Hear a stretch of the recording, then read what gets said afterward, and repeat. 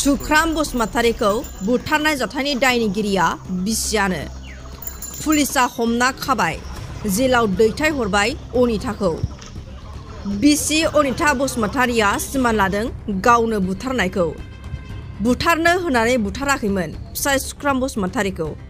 दिनै बुथारनायनि मक ट्रायल खालामदों टंला थाना पुलिस बिफाना। थांनाय 9 मेनि हराव जादों उदालगुरि जिल्लानि टंला पुलिस थानानि सिङाव थानाय बेरगाव बरिगाव गामियाव सुख्राम बसुमतारी मुंनि सासे सुबुंखौ हरनि समाव स्रोदै बुथारना न'नि लांगोनायाव गारना गालांनाय जाथाय।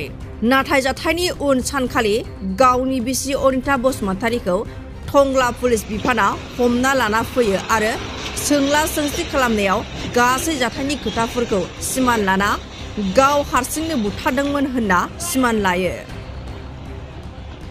दिनै टंला थानाजों लोगोसे बेरगाव महकुमा पुलिस बिफाना सुख्राम बसुमतारीनि न'आव फैना जाथायनि सायाव मक ट्रायल खालामो। मक ट्रायल खालामनाय समाव बिसि अनिता बसुमतारीया माबोरै सुख्राम बसुमतारीखौ रडजों बुनानै बुथारदोंमोन, माबोरै न' सिंनिफ्राय बायह्रासिम बुद्रुना लांदोंमोन आरो गुबै लामा दरखंआव गारना दोनहैखो, बिनि सायाव गुवारै बुंफुरना होयो आरो मक ट्रायल भिडिअग्राफि खालामो पुलिस बिफाना। मख'जायोदि गोबाव बोसोरनिफ्रायनो फिसाय सुख्रामा बिसि अनिता बसुमतारीनि सायाव इनाय अयथासार खालामबोदोंमोन।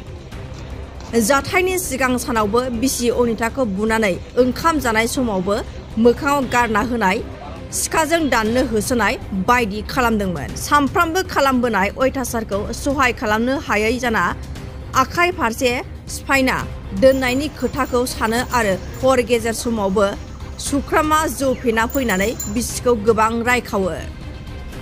बेबायदि थासारियावनो रागा जोंना आखायाव गंसे रड लाना फिसाया उन्दुनाय समाव जायगायाव थांना बोलो होस्थाबना आखायाव बुनो हमो आरो बे बुनाय समावनो बोरैबा गोदोनायाव रडनि बुनाया गोग्लैयो। लोगो लोगोनो गोबारै बाब्राबना सिरियै थैलाङो। बिनि उनाव बिसिया खाथियाव जनानै गोबां गाबो। जाथायनि उनाव मा खालामगोन मा थागोन जानानै हरनि 12 बाजिसोआव आथिङाव जिजों खानानै बुद्रुना सुस्रायना बोना लांना लामायाव गारना दोनहैयो। उनाव फुंनि समाव लामाजों फुंनि थाबायनो फैनाय सुबुङा खुग्लुबना गोग्लैना थानायखौ नुनो मोन्दोंमोन। उनाव टंला थाना पुलिस बिफाना बेरगाव पुलिसनि हेफाजाबाव जाथायनि सायाव संदानो आरो सन्देहआव बिसि अनिता बसुमतारीखौ आवथायाव लायो आरो हमो। पुलिसनि सोंथियाव गासै खोथाफोरखौ सिमान लायो अनिताया। दिनै पुलिस बिफाना जाथायनि सायाव मक ट्रायल भिडिअग्राफि बानायो आरो दायनिगिरि बिसि अनिता बसुमतारीखौ जेल हाजो उदालगुरियाव दैथायहरो। হয়, যোৱা 9 তাৰিখে 9 মে তাৰিখে এই বৰিগাঁও অঞ্চলত যি এটা ঘটনা সংঘটিত হৈছিল, সুখ্ৰাম বসুমতাৰী তেওঁৰ ঘৰৰ সন্মুখত তেওঁৰ মৃতদেহ পোৱা গৈছিলে। সেই সম্বন্ধত আজি সেই বছৰৰ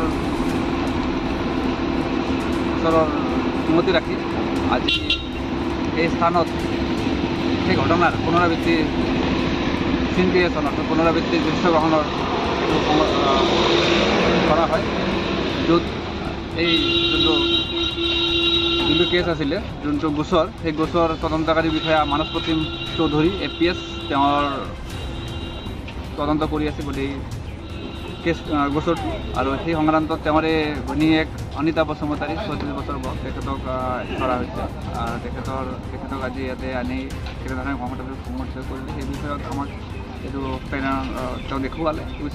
বিষয়টো সম্পূৰ্ণ আদালতৰ বিচাৰাধীন হৈ আছে। আমি বিচাৰিছোঁ যে যদি তেওঁ ইয়াত জড়িত হৈ আছে তো আদালতে উপযুক্ত শাস্তি প্ৰদান কৰিব। আৰু ঘটনা যোৱা 9 তাৰিখে সংঘটিত হৈছিল। 10 তাৰিখে কেইজন এৰেষ্ট কৰা হৈছিল? 10 তাৰিখে এই ঘটনাৰ কৰা হৈছিলে আৰু আৰক্ষী ফালৰ পৰা। এৰেষ্ট কেইজন কৰা হৈছিল? আৰক্ষী বিষয়া জানিব দিয়া মতে এতিয়ালৈকে তেখেতৰ মানে পত্নী অনিতা বসুমতাৰীক এতিয়ালৈকে এৰেষ্ট কৰি ৰখা আছে আৰু তেখেতে এই ঘটনাত জড়িত বুলি সকলোৰে সন্মুখত স্বীকাৰ কৰিছে। কি ধাৰা ৰুজু কৰা হৈছে? এতিয়ালৈকে কোৱা মতে তেখেতসকলে এতিয়া গোচৰটো ৰুজু কৰিছে 33/22 নম্বৰৰ গোচৰত আৰু এতিয়া তদন্ত প্ৰক্ৰিয়া চলি আছে। গোটেইখিনি তদন্ত প্ৰক্ৰিয়া শেষত জানিব পৰা যাব। গোটেইখিনি আদালতৰ বিচাৰাধীন হৈ আছে। আমি আশা কৰিছোঁ যদি এই ঘটনাত তেখেতে যদি জড়িত আছে তো আদালতে বিষয়টো কৰি পেলাই উপযুক্ত শাস্তি প্ৰদান কৰিব। এই গোচৰটো আমাৰ আৰক্ষী বিষয়াসকলে অত্যন্ত গভীৰতাৰে লৈছে। সেই বিষয়াই অতি নিষ্ঠা সহকাৰে তদন্ত কৰি থকা আমি দেখা পাইছোঁ। আমি নিজে আজি আহি ইয়াত নিৰ্দেশনা অনুযায়ী আমাৰ SDPO চিভিল মহোদয় মহকুমা deputy প্ৰশাসনৰ নিৰ্দেশনা অনুযায়ী আজি আহি ইয়াত দৃশ্যখন কাৰ্যসূচীত থাকিছোঁহি। তো আজি যিধৰণে ওচৰৰ পাজৰৰ ৰাইজবিলাকে যি সহায় কৰিছে ধন্যবাদ দিছোঁ আপোনালোকক আৰু আশা কৰিছোঁ এনেকুৱা দুৰ্ঘটনাবিলাক সংঘটিত নহওক, সমাজত শান্তি শৃংখলা বজাই থাকক, আমি আশা কৰোঁ।